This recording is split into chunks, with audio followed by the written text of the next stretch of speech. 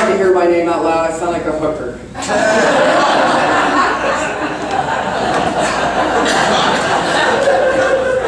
I wanted to say a little thing about the cats. The cats are actually having compassion for them. They are fed by a neighbor with tremendous love and appreciation for animals. So there's another side, always another side to the story. Always another side. Welcome to 24th Street here. This is a building dedicated to speaking. It's a building dedicated to speaking. You know, I could probably define myself as a professional communicator. I teach, I direct, I perform. And much of what I do is done through the skill of speaking, of talking. In fact, much of what we're experiencing today is that skill of talking. And, you know, we kind of take it for granted talking, right? We learn it too, and then hopefully we spend the rest of our lives, you know, perfecting it a little bit. So my talk is about not talk.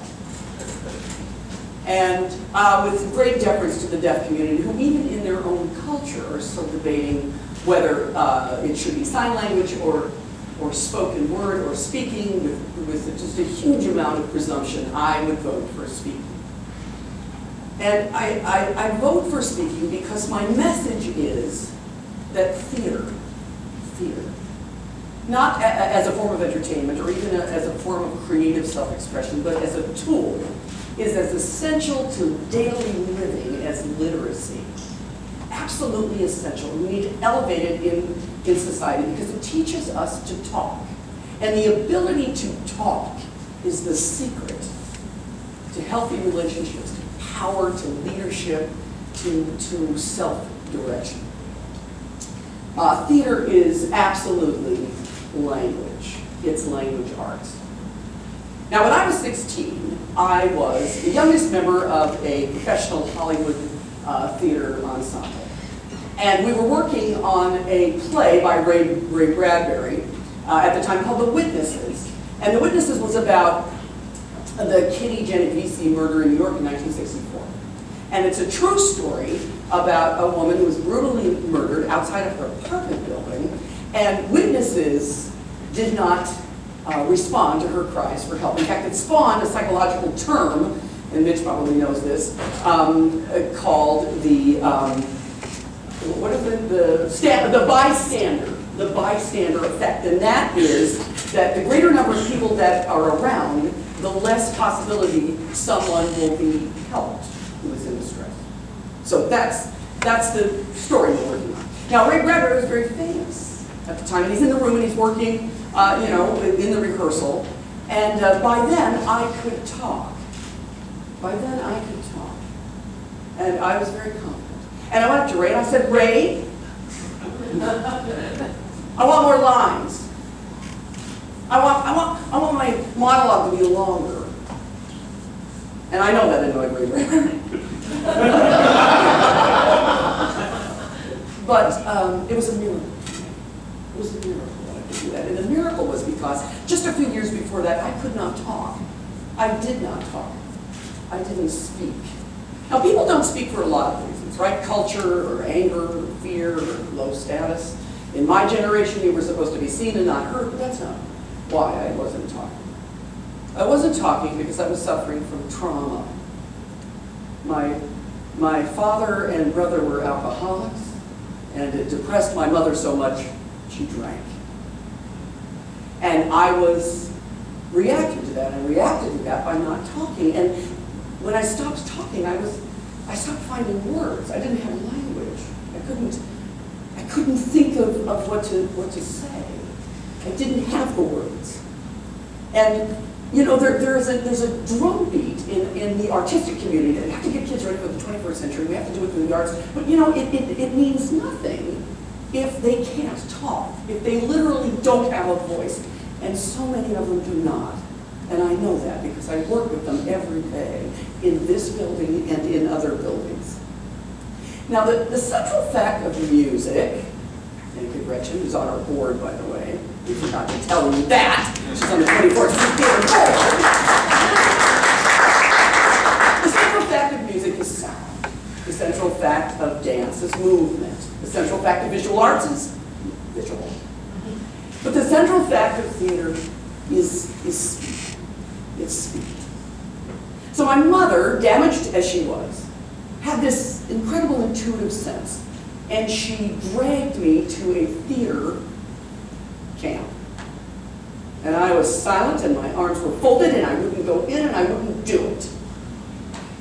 And then the teacher, with great compassion and great love, said, "Come on in, Debbie Devine. Come on in and play." And I didn't, I wouldn't. But then slowly, very slowly, I came in. And then I sat down. And then very, very slowly, then more slowly, I began to speak just a few words. And then more words. And then I was able to talk, and then I was able to think again. I realized I was able to think because I could talk. And by participating in this work, I was suddenly being able to tell a story. And just so you tell a story, how powerful story is. And then I was able to tell my story. Now, probably at that point, I could have danced my story or painted my story or maybe sung my story, but because I was able to speak it, it broke down the silence. Now, everybody needs to express themselves creatively in different ways. I know that. But you cannot sing or dance or paint your issue with the gas company. Right? You have to speak. You have to be able to speak. And so I was able to do that. And I was able to speak about my issues.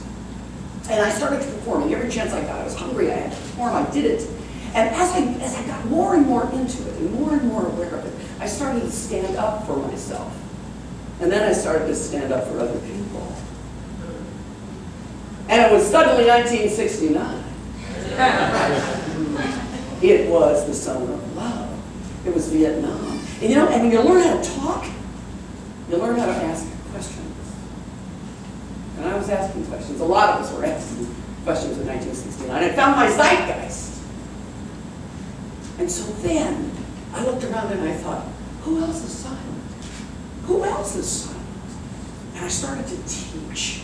I didn't know how this worked. I didn't get it about this art form, but I knew it did. And so I was hired by a school for troubled teenagers.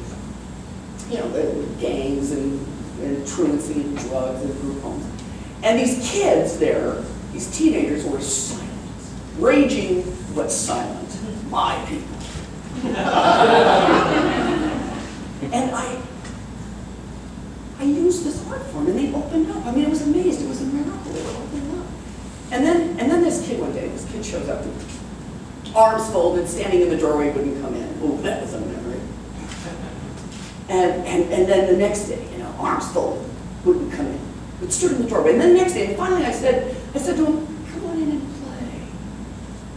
Words that had literally saved me. Come on in and play. And with a withering sarcasm, he said to me, why?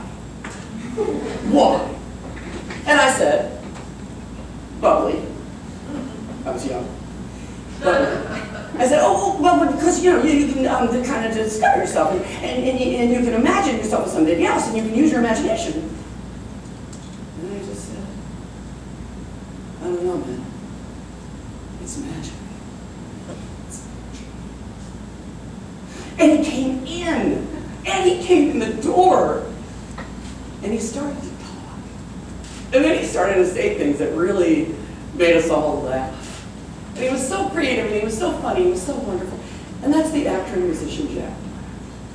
And I'll tell you, I was messianic then. I was missionary, I was crazy, I was frenzied. Who else? Who else can I find? Who else is silent? Now, I'd love to be able to tell you that, a guiding light brought me to this theater. My mission happened, but that would be a lie. So I have to tell you the truth. By then, actually, I begin to forget that the magic only happened when you did it, when you participated, when you invested in it, when you were immersed in it. But the universe has its way. So it's 1996, I founded my own theater company. I was directing, performing, writing. And the dean of the theater school at USC down the street, Dean Robert Scales, he invited us to this building, an old 1928 carriage house, an abandoned warehouse, 7,000 square feet, open. And we fell in love. It was fantastic. And we started fixing it up. And one day we were, sweeping and hanging lights in the grid and building the stage, and this little silhouette in the door, in the carriage doors, appeared and shouted in, "Hey, what are you doing?" And we put down our brooms and we walked over with a fair amount of hubris. We said, "Well, we're getting ready to put on a play." And he said, "What does they play?" "What does it play?" And we stopped and we realized, oh my God, we have so much more work to do. So much more work. It had to be about the community. It couldn't be about plays. It had to be about the community's needs. What did they want? What did they need? And suddenly, I looked around and I realized it was an immigrant community here, a community of silent people that needed to speak, that needed to talk, that needed a voice. So, we built an after-school program called After Cool. Because it's that cool. And we created a teacher training program called Teaching is a Performing Art. And we hired Latino directors in the house, Chino. And we created cultural events like Day of the Dead. And we went to Mexico and we became cultural envoys to the State Department for El Salvador. And went to El Salvador so we could understand our own community, where they came from and what they were about. And all the time we were aware of the silence of this community and how important that was. And then we began to ask them questions. Why can't we imagine ourselves as greater than the sum of our parts? Why can't we imagine ourselves as demanding access to social services and arts? Why don't we imagine ourselves as college graduates? And they answered with love and commitment in their voices. They spoke. And they continued to speak. And that was the mission. This is the mission. Access. Our green doors, our carriage doors are always open, all day long. Our mission is to provoke and inspire and educate using theater. That's what we do. And we are a cultural center and an arts center and a social service center, and sometimes we're just a refuge to come in and sit and have a cup of coffee and have a conversation. But always, English, Spanish, creativity, empathy, theater, spoken here.